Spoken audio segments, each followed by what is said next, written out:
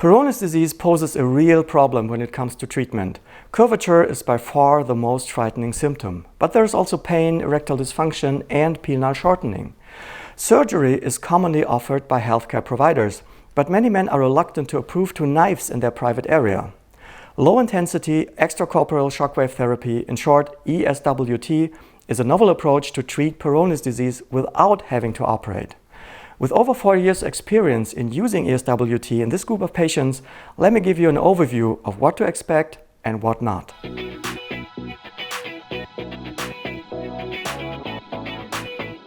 Welcome to UroChannel. My name is Stefan Buntrock. I'm a urologist and sexologist. Peyronie's disease is a largely unknown condition. It affects many men, and these men suffer in silence because they are too embarrassed to disclose a bent penis to their doctors. It is estimated that 1 out of 10 men will be affected during his lifetime. Please check out my video about the signs and symptoms of Peyronie's disease. The disease runs in 2 stages. Stage 1 is an inflammatory response of the tunica albuginea, the structure that surrounds the corpora cavernosa. In this stage, a hardening of the inflamed area will cause the penis to bend at erections. In stage 2, which is the stable phase, everything comes to a rest. No further deterioration is seen. Spontaneous resolution of the deformity is very rarely seen. In the overwhelming majority of cases, it will be permanent. According to what stage of the disease you're in, you have different treatment options. While surgery will most probably be the answer once the stable phase is reached, other strategies are necessary for the inflammatory phase. As I already pointed out in my video about non-surgical treatment options, I favor a multimodal approach because there is probably no one single therapy that will solve the problem. Here's what I recommend. Early diagnosis and immediate treatment with reduction of the inflammatory response in order to stop further deterioration. Additionally, ESWT could be worth trying for some patients.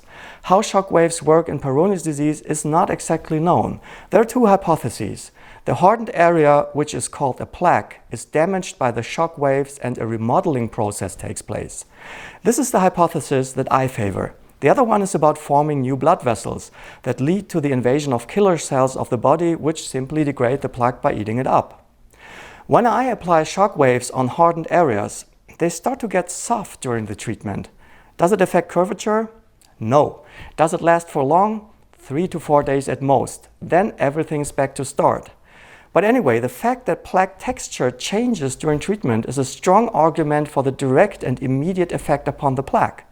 In my opinion, the softening of the tissue creates a window of opportunity for stretching devices. Problem is, though, stretching devices are a nightmare to many men, so many patients won't use them. And there's another thing. As soon as the plaque becomes visible on ultrasound because of calcification, low-intensity shock waves don't perform well for the time being. But it doesn't mean the plaques aren't unbreakable. This is a picture of a calcified plaque that has been treated with ESWL, extracorporeal shockwave lithotripsy. Same wave, but intended for kidney stones and different focal area, thus more effective. This plaque has been shattered to pieces and the curvature improved significantly. According to a recently published article in Sexual Medicine Reviews in a series of 190 patients with Peyronie's disease, almost half, that is 90 patients, showed a significant improvement in plaque size, over 50%, and reduction in penile curvature, 30%, after 6 to 12 months. They were subjected to a multimodal approach where ESWT was one of the treatment modalities.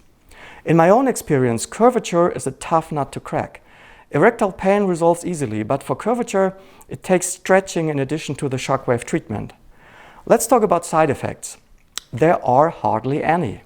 There might be a minor bruising of the skin and some patients report some aching the day after, but apart from that, there are no side effects.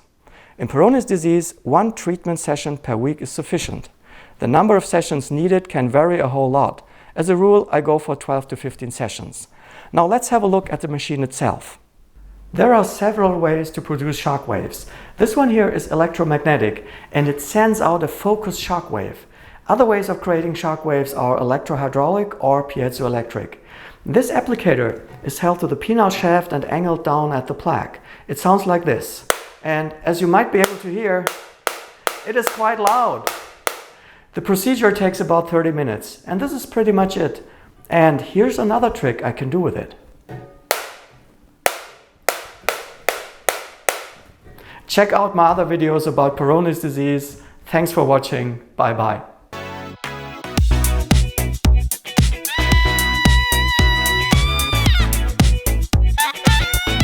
It sounds like this. Oh.